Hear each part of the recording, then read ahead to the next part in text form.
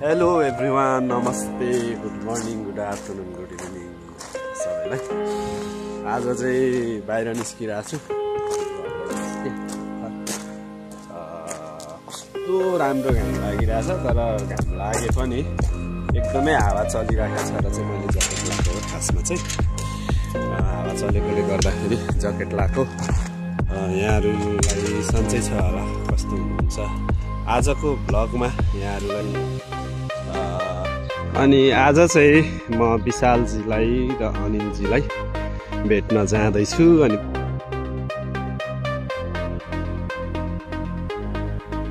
भिडियोहरू बनाउने टाइमै मिल्दैन, ड्युटी गयो ड्युटी आयो गयो गर्दाखेरि आज चाहिँ म जाँदैछु। किनभने घाम पनि लागिरहेछ, यस्तो राम्रो घाम लागिरहेछ। फेरि हावा एकदम उडाइलाने हावा चलिरहेको छ, त्यही भएर चाहिँ म ज्याकेट लगाएको छु। यस्तो गर्मीमा पनि ज्याकेट लगाएको। अनि मेरो युट्युबको भ्युवर्सहरू सबैलाई एकदमै धन्यवाद छ, स्वागत छ यहाँ सबैलाई यो भिडियोमा। यो भिडियो चाहिँ स्पेसल्ली मैले युट्युबकै लागि बनाउन लागेको हो। यहाँनिर एकदम हरियाली छाएको छ, हरियाली हरियाली भएको छ यहाँनिर। यो चाहिँ छ भनिरहेको छ। अनि मेरो युट्युबमा सब्सक्राइब गर्नुहुने तपाईँ सबैलाई एकदमै धेरै धेरै धन्यवाद छ, मलाई सब्सक्राइब गर्नुहुने। अनि यहाँहरूलाई कस्तो छ, आराम कुशल सन्चै मङ्गल छ भन्ने चाहिँ आश गरेको छु। यहाँहरू जहाँ हुनुहुन्छ, जस्तो सुकै अवस्थामा हुनुहुन्छ, एकदमै आफ्नो ख्याल गर्नु होला, आफ्नो केयर गर्नु होला भन्न चाहन्छु। अनि हिजोको मौसम चाहिँ अलिक जाडो जाडो थियो। आज चाहिँ के भएको छ, यहाँको लोकल सिम चलिरहेको छैन। अनि यहाँ चाहिँ कस्तो सानो ठाउँमा पनि यसरी पार्कहरू बनाएको छ यहाँनिर। अनि धेरै साथीहरूले सोध्नुहुन्छ तपाईँ कुन देशमा जानुभएको भनेर। अनि अहिलेसम्म पनि मैले भनेको छैन यो देशमा छु, मैले नेपाल छोडेर म यो देशमा आएको छु भनेर अहिलेसम्म कुनै पनि भिडियोमा मैले भनेको छैन। अनि 2-3 जना साथीहरूले चाहिँ सोध्नुहुन्छ तपाईँ कुन देशमा हुनुहुन्छ, कहाँ जानु भएको छ, नेपालमा हुनुहुन्थ्यो, अझ गाउँमा हुनुहुन्थ्यो, कहिले जानुभयो, कहाँ जानुभयो भन्नुहुन्छ। साथीहरूले हुनुहुन्छ काठमाडौँमा हुनुहुन्थ्यो, तपाईँको फोन लाग्दैन भन्नुहुन्छ। म चाहिँ अहिले ठ्याक्कै भन्नुपर्दाखेरि चाहिँ म देश बाहिर छु, देश बाहिर छु। अनि कुन देश भनेर चाहिँ म यो भिडियोको लास्टमा भन्दैछु, ठ्याक्कै म यो देशमा छु भनेर चाहिँ मेरो साथीहरूलाई जानकारी गराउन चाहन्छु। आज कस्तो दामी घाम लागिरहेछ, हिजो एकदम चिसो थियो। फेरि घाम लागे पनि कस्तो भने हावा चलिबस्ने छ। अनि हावा चलेपछि त अब ज्याकेट लाउनै पर्यो, त्यो भएर पनि ज्याकेट लगाएको हो खासमा मैले चाहिँ। अनि साथीहरूले याद गर्नुभयो कि टिकटकमा हिजो त्यो स्क्रोल गर्दाखेरि टिकटकमा एकदमै धेरै आएको कुरा चाहिँ के हो भने युरोपको स्पेन र पोर्चुगलमा हिजो झन्डै 9-10 घन्टा जति चाहिँ हिजो 9-10 घन्टा जति चाहिँ विद्युत अवरुद्ध भएको भनेर चाहिँ भिडियोहरू आइराखेको थियो। अब यस्तो धेरै विकसित देशहरूमा पनि 9 घन्टा 10 घन्टा बिना जानकारी चाहिँ त्यसरी विद्युत आपूर्ति बन्द हुँदाखेरि होइन, अथवा लाइनहरू बन्द हुँदाखेरि चाहिँ धेरै लाखौँको सङ्ख्यामा चाहिँ के भन्ने अब त्यो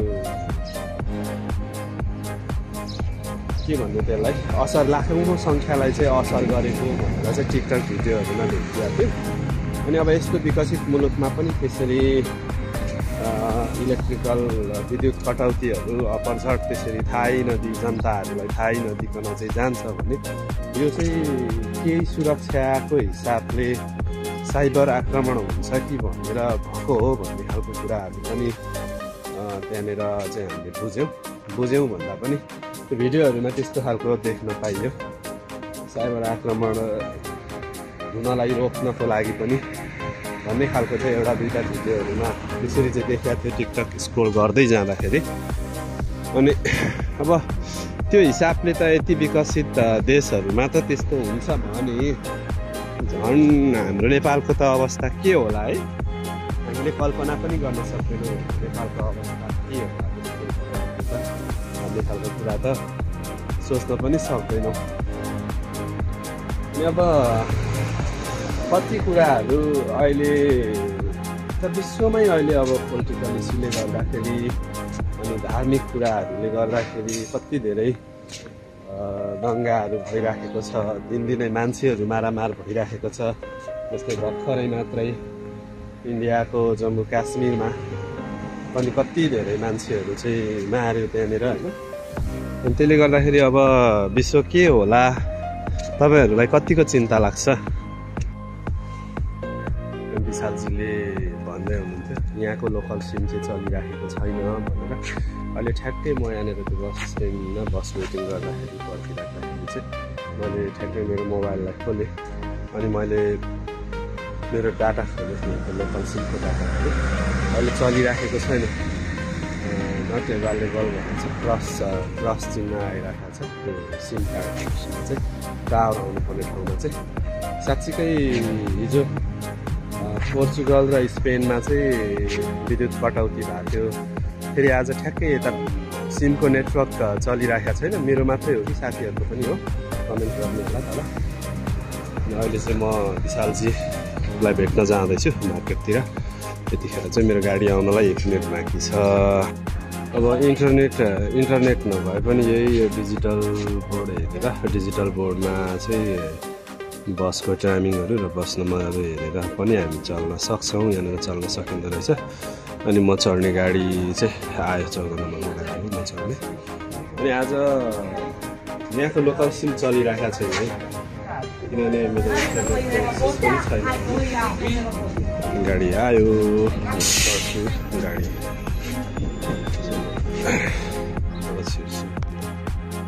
गर्मी मैले ज्याकेट खोलेँ, गर्मी चाहिँ एकदम धेरै छ। गर्मी पनि छ, फेरि हावा पनि चलिरहेको छ। अस्ति राति चाहिँ कहाँबाट छिर्यो म यहाँनिर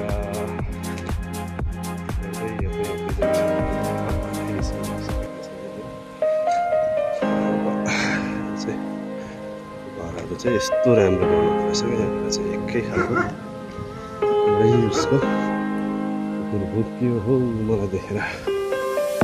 अनि हराइ त भन्नु मिल्दैन होला होइन, चाहिँ गर्नु चाहिँ हरायो। फेरि यहाँ चाहिँ कस्तो भने बाटो पनि सबै उस्तै, घरहरू पनि सबै उस्तै, ठाउँ पनि सबै उस्तै देखिन्छ। अनि यो मेन यस्तो हुनुको कारण चाहिँ के हो? आज स्पेसली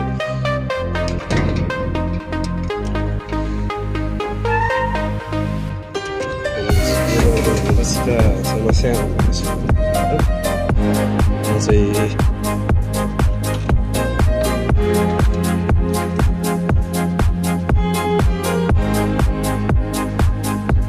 हेलो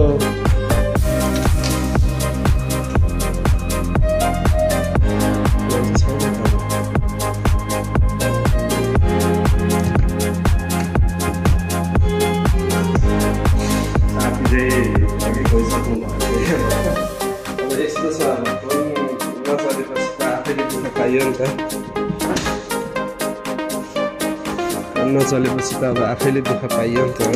जाँदै फेरि छिन्नै हावा चलिरहेको छ, छिन्नै गर्मी पनि भइरहेको छ। त्यसो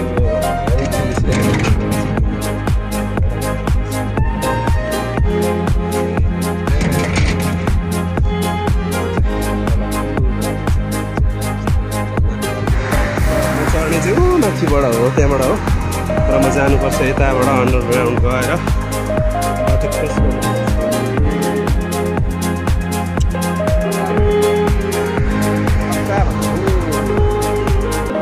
दस 15 मिनट जस्तो हुन्छ ल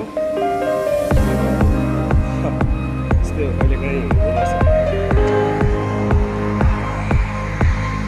स्वास्थ्यको लागि राम्रो हो जस्तै सोध्नु भएको छ नि तपाईँको खानाको देश कुन हो बाटो क्रस गर्नलाई यहाँ गुलमुनीबाट जानु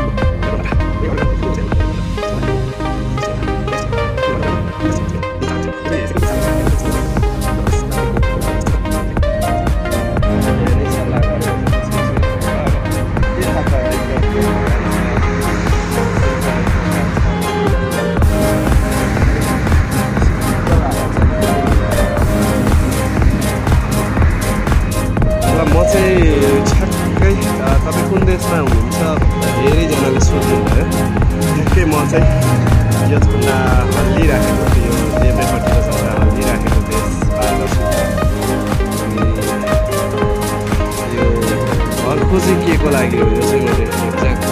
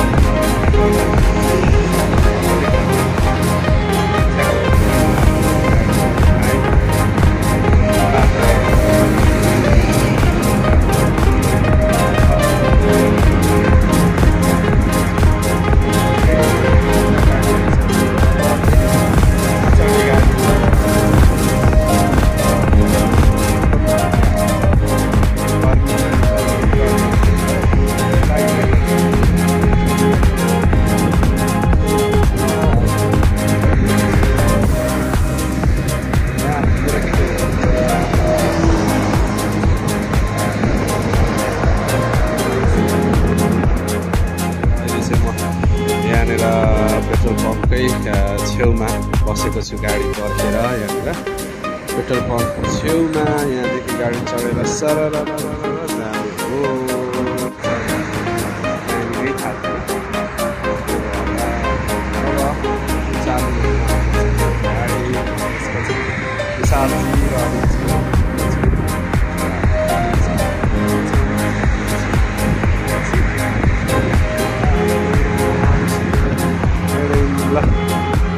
यहाँहरूलाई कसलाई थाहा छ यो एकपट्टिको झन्डा यो देशको हो देब्रेपट्टिको झन्डा चाहिँ अनि दाहिनेपट्टिको झन्डा चाहिँ यहाँ फेस्टिभल आउँदै होला सायद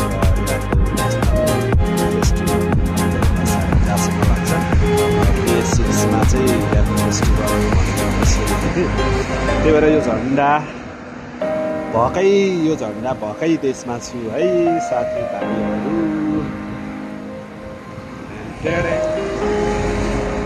म चाहिँ यो बसबाट झरेपछि अब यहाँबाट पनि फेरि पुलकै मुनि छिर्नु पर्नेछ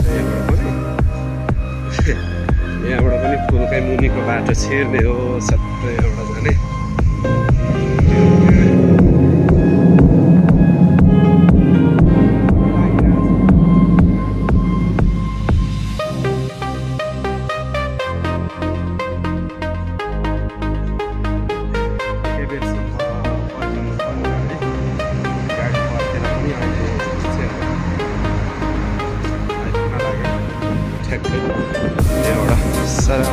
जान्छु ठ्याक्कै अहिले चाहिँ साथीहरूको जग्गा साथीहरूको एरियामा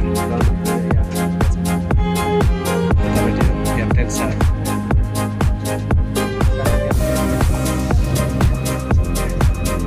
क्याप्टेन तपाईँ क्याप्टेन होइन क्याप्टेन हो क्याप्टेन हो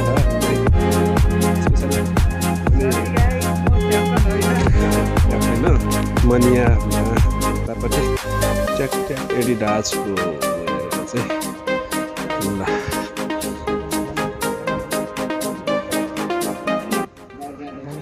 हेलो एभ्रिवान हामी चाहिँ अहिले यतिखेर हामीभन्दा पनि म यहाँ विशालजीको रुममा आइपुगेको छु यहाँनिर चाहिँ विशालजीको रुमको बाहिरपट्टि बसेको छु ठ्याक्कै शीतल हावा खानलाई। अनि अहिले हाम्रो कप्तान अनिलजी पुरा गर्लफ्रेन्डसँग बिजी हुन्छ। अनि ठ्याक्कै यतिखेर विशालजीसँग म छु।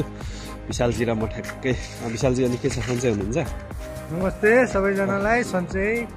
अनि अहिले कस्तो भइरहेको छ? कति महिना भयो ठ्याक्कै हामी भेट भएको छ यहाँनिर? ठ्याक्कै तपाईँ र एक हप्ताको फरक हो तपाईँ र म। 6 तारिक यतापट्टि 6 तारिक भनेपछि 5 महिना भएछ टोटल्ली होइन। अब अहिले आज 29 लगभग 6 दिन। अनि मैले अहिलेसम्म चाहिँ म कहाँ छु भनेर चाहिँ भिडियोमा खुलाएको छैन कि मैले ठ्याक्कै भिडियोमा खुलाएको छैन। त्यही भएर अहिले चिन्ने मान्छेहरूलाई धेरैलाई थाहा छैन म कहाँ छु। मैले पनि सबैलाई भनेकै छु। अनि मैले पनि बाहिर साथीभाइहरूलाई नै एमन साथीहरूलाई त्यही भएर आज मैले अघि पनि लिएको छु भिडियोमा, अघि पनि भनेको छु। सायद यो भिडियोको अन्तिममा म भन्छु होला म भएको ठाउँ सायद साथीहरूसँग बसेर नेक्स्ट टाइम हुन पनि सक्छ। अनि त्यही भएर खुलाउँ जस्तो पनि लागेको थियो। फेरि होइन ठिक छ 1-2 दिनपछि खुलाउँला भिडियोमा चाहिँ होइन। अब कतिपय आफन्त साथीहरूलाई चाहिँ थाहा छ, तर धेरैलाई चाहिँ थाहा छैन। मसँग जोडिने धेरै साथीहरूलाई चाहिँ सुमन यो ठाउँमा छ भन्ने खालको कुरा चाहिँ अहिलेसम्म पनि थाहा छैन, तर पनि मैले खोलेको छैन अहिलेसम्म। ठिक छ, त्यही भएर सस्पेन्डमै राखौँ होइन अहिलेलाई चाहिँ अझै राख्दा हुन्छ किन अझै। अनि आज चाहिँ मेरो छुट्टी थियो, छुट्टी भएकोले गर्दाखेरि विशालजीहरूसँग हप्तामा एकचोटि चाहिँ भेट्ने भनेर 6 दिनसम्म चाहिँ अब ड्युटी गरेर ठ्याक्कै। अनि भर्खरै माता तीर्थ औँसी पनि गएको छ भर्खरै। त्यसको लागि के छ विस गर्नुभयो होला आमालाई त अभियसली पनि तपाईँले होइन? गरियो अब परदेशको जीवन होइन लाइफ। के भन्नुहुन्छ यहाँ भिडियोबाट चाहिँ? कता आमालाई के भन्नुहुन्छ ल? माता तीर्थ औँसी त भर्खरै 2 दिन मात्रै भयो होइन। मेरो आमासँगै सबै मेरो आमा आन्टी छामा जति पनि हुनुहुन्छ नि होइन, मेरो नेपालमा भएको सबैजनालाई मैले डाइरेक्ट फोन गरेर विस गर्न नपाए पनि आमा खुवाउने औँसीको यहाँ अहिले सुमन सरको ब्लग मेसेज जे भन्यो नि यसबाट आमाहरूलाई सबैलाई मेरो सबै आमाहरूलाई मेरो पनि बेस्ट विशेष छ। तर यसको चाहिँ मेरो यो कुरामा चाहिँ अब कतिपय तपाईँको मेरो त आमाहरू हुनुहुन्छ होइन। जस्तै अब यो आमाको मुख हेर्ने बाउको मुख हेर्ने एबिसी त्यो चाडपर्वहरू आउँछ नि, हामी परदेशीहरूलाई चाहिँ अलिक धेरै दुखाउँदो रहेछ कतिपय कुराहरूले चाहिँ। तर हामीसँग त अहिलेसम्म हाम्रो आमा बुवाहरू जिउँदै हुनुहुन्छ, हामीलाई त समस्या भएन, त्यो महसुस पनि हुन्न होला। तर हामीले महसुस त गर्न सक्छौँ। जस्तै आमा बुवा नहुनेहरूको लागि त यो चाडपर्व नआए पनि हुन्छ जस्तो चाहिँ लाग्छ है मलाई। बरु नहोस्, हाम्रो लागि बरु 365 दिनै आमाको मुख हेर्ने बाउको मुख हेर्ने। तर भएकोलाई चाहिँ नआओस् भन्न मिल्दैन नि त होइन। त्यो भन्दा नभएको लागिलाई अलिकति त्यसको आफ्नो सेपरेट छ होइन। तर हामीले चाहिँ मान्छेलाई त कहाँ मैले यो पालो फोटो हालिनँ, मैले मेरो सबैको कसैको फोटो हाल्न भ्याइनँ। अब काम विशेषले छोराहरूले फोटो पनि हालेन भन्ने पनि सुन्न आयो होइन।